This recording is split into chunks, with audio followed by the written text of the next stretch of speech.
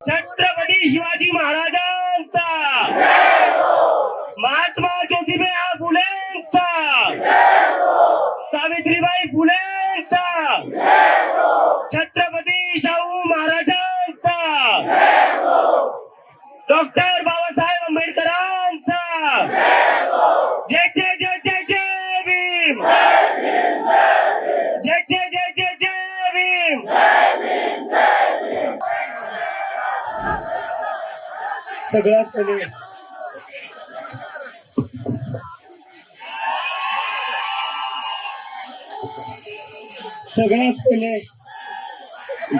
मला तुमच्या सगळ्यांना थँक्यू म्हणायचं आहे.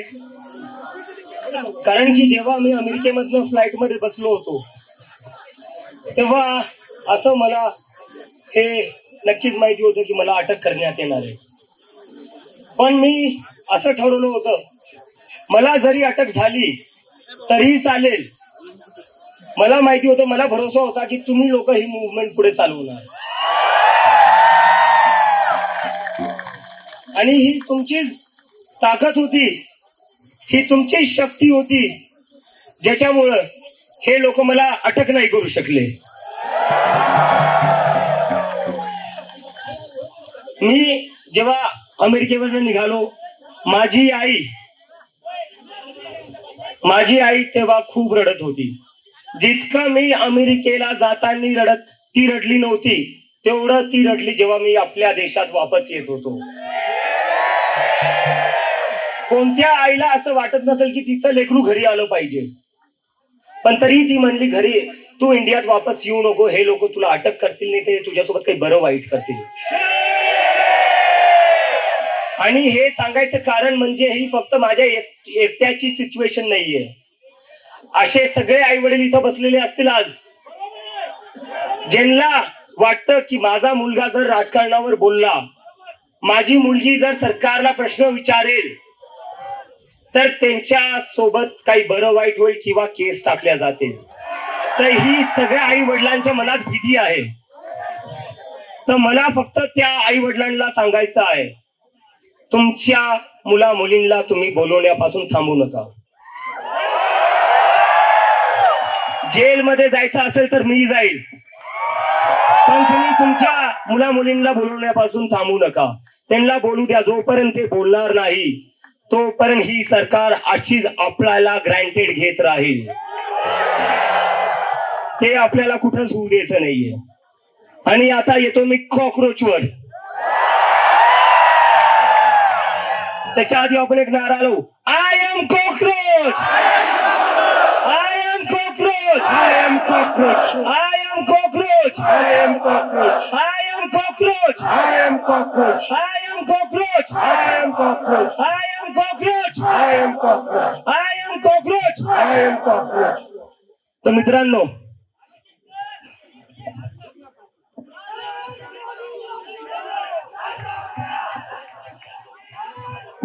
करू ते पण करू. आता कॉकरोच जनता पार्टी, जेव्हा मी हे सुरू केलं, हे मजाक मध्ये सुरू झालं होतं, पण हा तुमचा असंतोष होता, हा तुमचा राग होता या सरकाराविरोधात, ज्यांनी या मजाकाला एक सिरियस मुवमेंट बनवून टाकलेलं आहे. So thanks to all of you for that.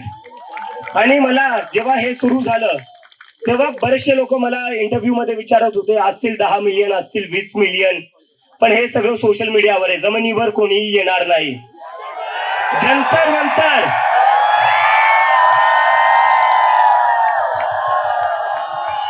Jantar मंतरवर जेव्हा मी गेलो तेव्हा पूर्ण जंतर मंतर भरलेलं होतं.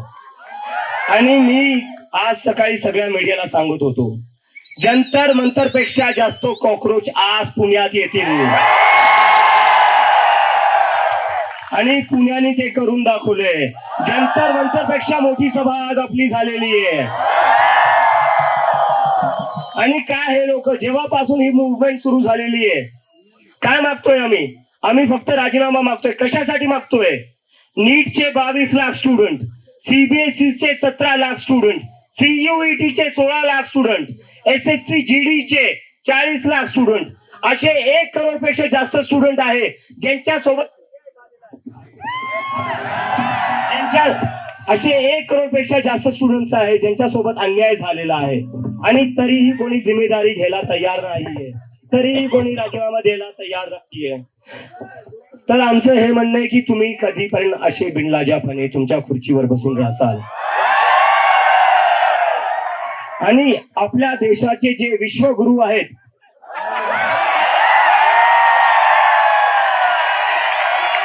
जे महामानव आहेत, त्यांना मला एक प्रश्न विचारायचा आहे.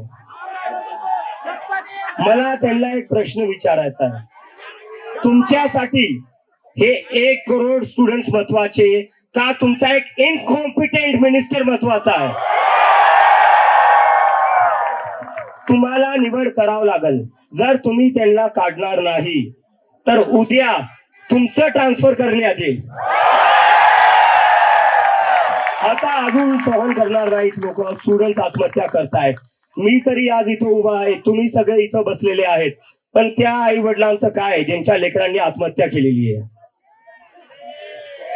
तुम्हाला या आणि मला बरेचसे लोक म्हणतात की जेनझी आंदोलन करतोय, जेनझी आंदोलन करतोय.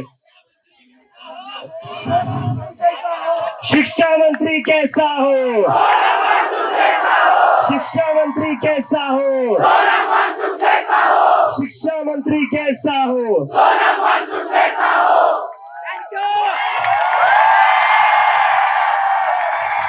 आणि अजून एक सोनम वांगचुक सर,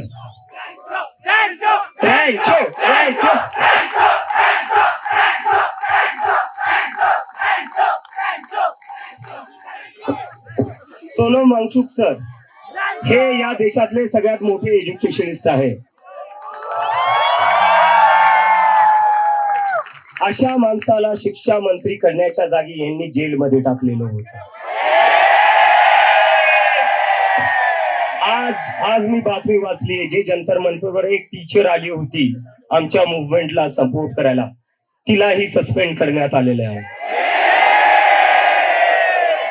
मला हे कळत नाहीये, यांना जेलमध्ये टाकण्या जागी, मला जेलमध्ये टाकण्या जागी किंवा त्या टीचरला सस्पेंड करण्या जागी तुम्ही तुमचं काम नीट का नाही करत? तुम्ही पेपर लीक का नाही थांबवत? तुम्ही राजीनामे का नाही घेत? जर तुम्ही राजीनामे घेतले असते तर मला अमेरिकेवरनं इथं यायची गरज पडली नसती. जर तुम्ही धर्मेंद्र प्रधानचा राजीनामा घेतला असता तर इतक्या सगळ्या स्टुडंट्सला आज इथं रस्त्यावर बसावं नसतं लागलं.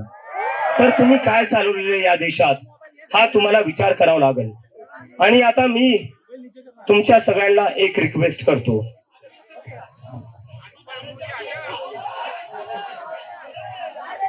आता मला एक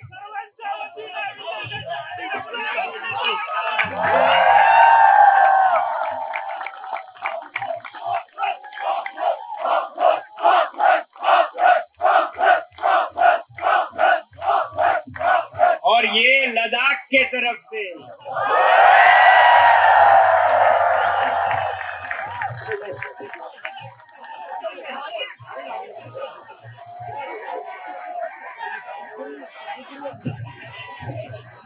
डिग्री आहे, नोकरी कुठे आहे?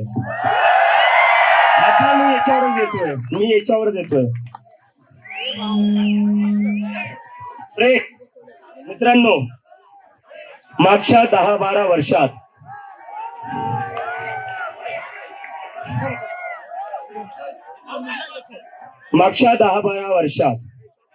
आपल्या देशात जे राजकारण चालू आहे, जी पॉलिटिक्स चालू आहे, त्याच्यामुळं आपलं काय नुकसान होतंय हे आज आपल्याला समजतंय. 10-12 वर्षापासून देशात नुसतं हिंदू मुसलमान चालू आहे. याच्याने हे करता काय? याच्याने हे आपल्याला कुठं ना कुठं मॅन्युप्युलेट करताय. आपण ऍज अ सिटीजन विचार करणं बंद केलेलं आहे.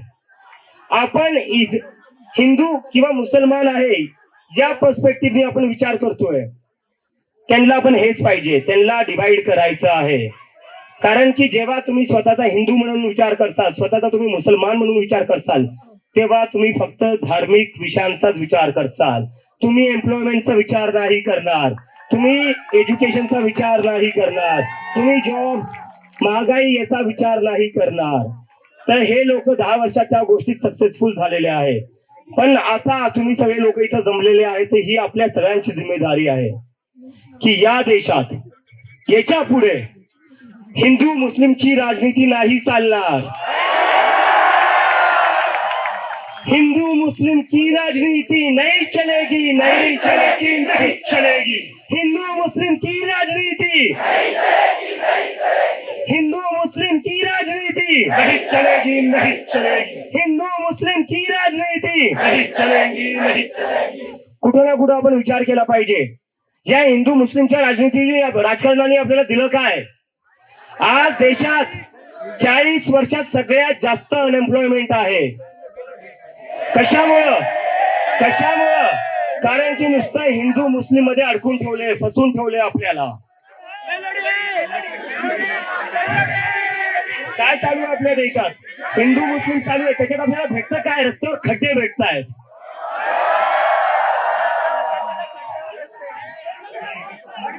हिंदू मुस्लिमच्या राजनीतीमध्ये आपल्याला भेटतं काय? आपल्याला कोसळणारे पूल भेटतायत. त्याच्यात हिंदूही मरतायत, त्याच्यात मुसलमानही मरतायत.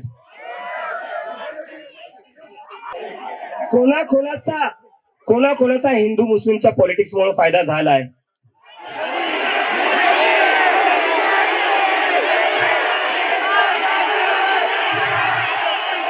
रंगा बिल्ला.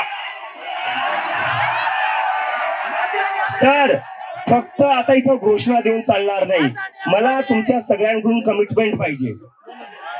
यानंतर कोणीही हिंदू मुस्लिमच्या पॉलिटिक्स मध्ये अजिबात एंगेज करणार नाही.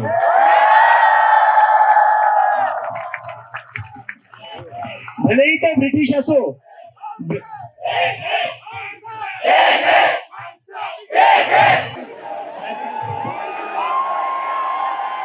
जंतर मंतरला आम्ही जेव्हा प्रदर्शन केले तेव्हा आम्ही सांगितलं होतं, धर्मेंद्र प्रधानजी रिक्वेस्ट करतोय, विनंती करतोय, राजीनामा द्या. जर तुम्ही राजीनामा नाही दिला तर पुण्यातले आज एवढे जिथं लोक बसलेले ते सगळे दिल्लीला 20 तारखेला येतील. कोण कोण दिल्लीला 20 तारखेला येईल? हात वरती करा.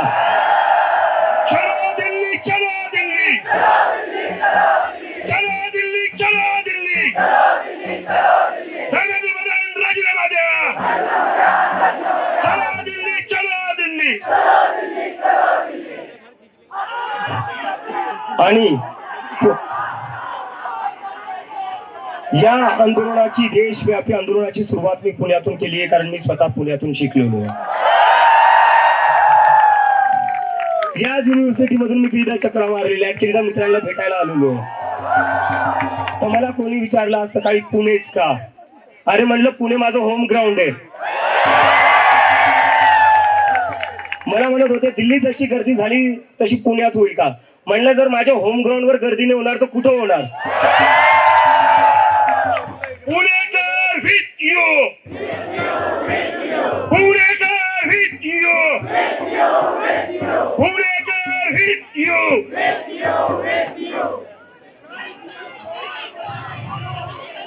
आता पुण्यातून मी जाणार आहे लखनौला, तिथून मी जाणार आहे लखनौ नंतर अमृतसरला, जयपूर, बँगलोर, जिथं जिथं गरज पडेल मी तिथं जाईल. आणि या देशातला सगळा युवा, सगळे स्टुडंट्स 20 तारखेला दिल्लीला येतील आणि धर्मेंद्र प्रधानचं रेजिग्नेशन घेतल्याशिवाय वापस जाणार आहे. 20 जूनला आपल्याला दिल्लीला यायचं आहे. आणि मी तुमच्यावर काउंट करतोय. मी अमेरिकेतून एकाच भरोशावर आलोय की तुम्ही सगळे लोक सोबत उभा राहाल. आणि मला आता गॅरंटी आहे की तुम्ही नक्की सोबत उभा राहाल. आणि आता मी एक अनाउंसमेंट, जब तक इस्तीफा नहीं होता है तब तक चलेगी.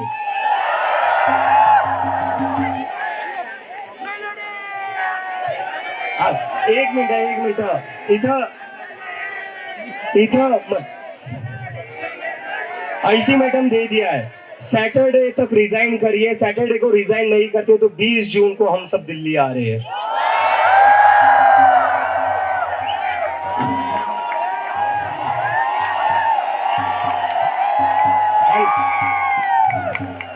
जरा लक्ष द्या, महत्वाचं चाललंय।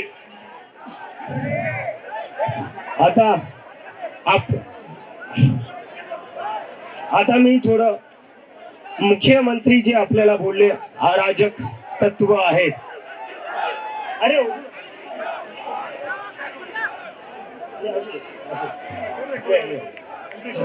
आता आपल्याला, मी जेव्हा जंतर मंतरवर निघालो एअरपोर्ट वरनं बाबासाहेब आंबेडकरांचं असंच एक पुस्तक घेऊन, त्याच्यावर मुख्यमंत्री साहेब बोलले अराजक तत्व।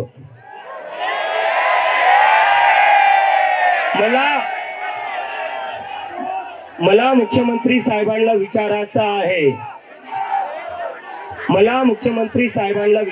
आहे, जे डॉक्टर बाबासाहेब आंबेडकरांना फॉलो करतात ते अराजक आहे का? जे भीमच्या घोषणा देतात ते अराजक आहे का? आहे। आणि त्यात मुख्यमंत्री साहेब हे पण बोलले की यांनी नुसतं संविधानाचं पुस्तक पकडले, यांना संविधान माहिती नाही। त्याच्यावर मला मुख्यमंत्री साहेबांना विचारायचं आहे, संविधानात कुठं लिहिलं होतं सकाळी 5 वाजता विदाउट मेजॉरिटी तुम्ही शपथ घेऊ शकता?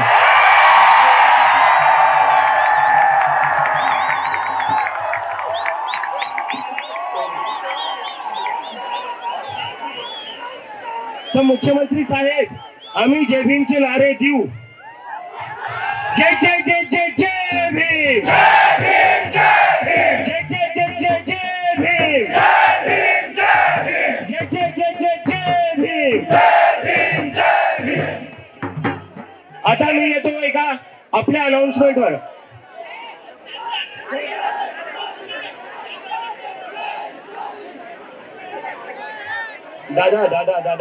दादा प्लीज। आता मी येतो आपल्या महत्वाच्या अनाउन्समेंट वर। काल मी बऱ्याचशा स्टुडंट्सला भेटलो, एमपीएससीच्या स्टुडंट्सला भेटलो, त्यांच्याही खूप तक्रारी आहे या सरकारपासून। त्याच्यावर आम्ही एक 5 पॉइंट अजेंडा, 5 डिमांड्स ज्या आमचा एक्झाम मॅनिफेस्टो असणार आहे, त्याच्यात आता मी तुम्हाला वाचून दाखवतो त्या डिमांड्स काय असणार आहे। पेपर लीक जेव्हा जेव्हा होईल तेव्हा प्रत्येक स्टुडंटला 10,000 देण्यात यावे। जर एखादी परीक्षा ऐनवेळी कॅन्सल झाली, लीक झाली किंवा पुढे ढकलली गेली तर विद्यार्थ्यांचा ट्रेन, बस, राहण्याचा खर्च आणि मानसिक त्रासाची भरपाई म्हणून सरकारने प्रत्येक विद्यार्थ्याला ताबडतोब 10,000 दिले पाहिजे। परीक्षा रिझल्ट जर 1 महिन्यापेक्षा जास्त उशिरा लागला तर प्रत्येक विद्यार्थ्याला रिझल्टला जितके महिने उशीर होईल तितके महिने प्रति महिने 10,000 द्यावं लागतील। तुमचा इलेक्शनचा रिझल्ट 1 महिन्यात तुम्ही लावता,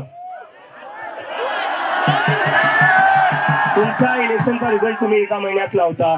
इलेक्शन साठी तुम्ही स्पेशल ट्रेन काढतात, मग या स्टुडंट साठी तुम्ही स्पेशल ट्रेन का नाही करत? भरतीच्या वेळेस का नाही करत? आणि दुसरी आता आमची मागणी, दुसरा आमचा मुद्दा, दुसरा आमचा अजेंडा, 72 तासाच्या आत बॅकअप डे री एक्झामचं तुम्ही आयोजन केलं पाहिजे। प्रत्येक मोठ्या परीक्षेसाठी आधीपासूनच एक बॅकअप डे ठरला असला पाहिजे, म्हणजे जर परीक्षा कॅन्सल झाली तर पुढच्या 72 तासाच्या आत ती पुन्हा घेता येईल। विद्यार्थ्यांना आठवडे आणि महिने पुन्हा तोच मानसिक ताण सहन करायला लावू नका। तिसरा आमचा मुद्दा, हे जे OSM चालू आहे, ऑनलाईन चेकिंग, स्टुडंट्स आपल्या हाताने पेपर लिहित आहेत, चेक कसे होत आहेत? स्कॅन करून, फोटो काढून। कसं काय होणार आहे ते? तर जर पेपर स्टुडंट्स हाताने लिहित आहेत तर ते पण तुम्हाला फिजिकली चेक करावं लागतील, ते ऑनलाईन चेक करून चालणार नाही। याच्यामुळे जी धांदली झाली, जे CBSE मध्ये धांदली झाली ती थांबली पाहिजे।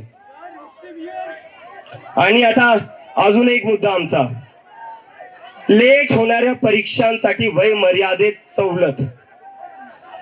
जर तुम्ही परीक्षा लेट घेताय, तुमच्या परीक्षांचे निकाल लवकर नाही लागत आहे, त्याच्यासाठी कोणत्याही स्टुडंटचा एज लिमिट म्हणून त्याच्या ऑपॉर्च्युनिटीज गेल्या नाही पाहिजे. हे तुमचं फेलियर आहे, स्टुडंटचं नाही.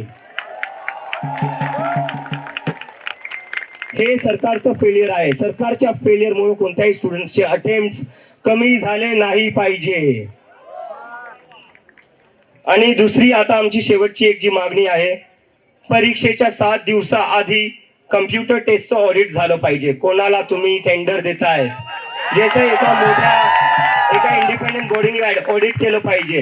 हे नाही की मंत्र्या संत्र्यांच्या मित्रांना किंवा नातेवाईकांना तुम्ही टेंडर देऊन टाकसाल,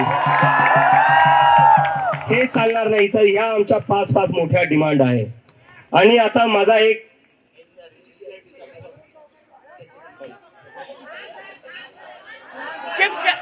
जरा या 5 मागण्यांसाठी हात वर करून पाठिंबा द्या. 5 मागण्यांसाठी एमपीएससीच्या संदर्भामध्ये दिलेल्या त्यांच्यासाठी करावं. शिक्षणाच्या हक्काचं. आणि अजून एक मागणी, एनसीईआरटीने जो नकाशा काढलाय पुस्तकातून तो वापस आणला पाहिजे. तो तुम्हाला वापस आणावाच लागेल. आणि आता माझी सगळ्यांना एक मी छत्रपती शिवाजी महाराज की जय. आता मी हे बोलतो की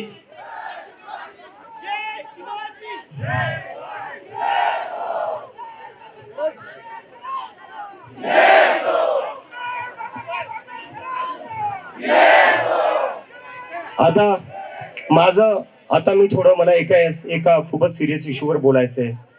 जेव्हापासून आमची कॉक्रोच जनता पार्टी सुरू झाली तेव्हा एक हे सुरू झालं, deep state funding, George Soros funding, Pakistan funding. ठीक आहे, मानून घेतो एखाद्या वेळेस जे तुम्ही खोटं बोलताय. त्या वेदांचं काय, जो 17 वर्षाचा सीबीएसईचा पोरगा आहे त्यालाही तुम्ही पाकिस्तानी बोललेले आहेत. तुम्हाला लाज वाटते? तुम्ही तुमच्या देशाच्या स्टुडंट्सला पाकिस्तानी बोलतायत. तुम्ही मला पाकिस्तानी बोलताय, तुम्ही सीबीएसईच्या स्टुडंट्सला पाकिस्तानी बोलताय. जे पत्रकार तुम्हाला प्रश्न विचारतात तुम्ही त्यांना पाकिस्तानी बोलता. जो विरोधी पक्ष अपोजिशन लढतोय तुम्ही त्याला पाकिस्तानी बोलता. तर इंडियन आहे कोण? भाजपचा आयटी सेल.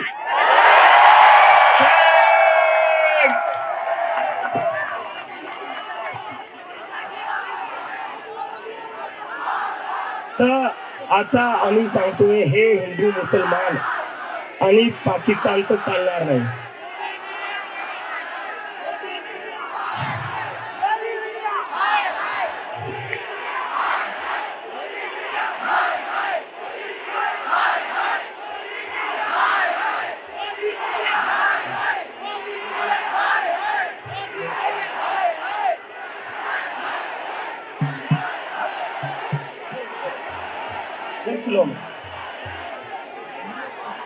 सोनम वांगचुक सरांना पण जेव्हा यांनी महिने जेलमध्ये टाकलं होतं, काय म्हणून टाकलं होतं? अँटी नॅशनल पाकिस्तानी म्हणून जेलमध्ये टाकलं होतं. मी एक म्हणतो, मग ठीक आहे, मला जेलमध्ये टाका. इथं जेवढे मुलं मुली बसले सगळ्यांना जेलमध्ये टाका, पण धर्मेंद्र प्रधानचा राजीनामा घ्या. आम्ही सगळे जेलमध्ये जायला तयार आहे, पण धर्मेंद्र प्रधानचा राजीनामा घ्या.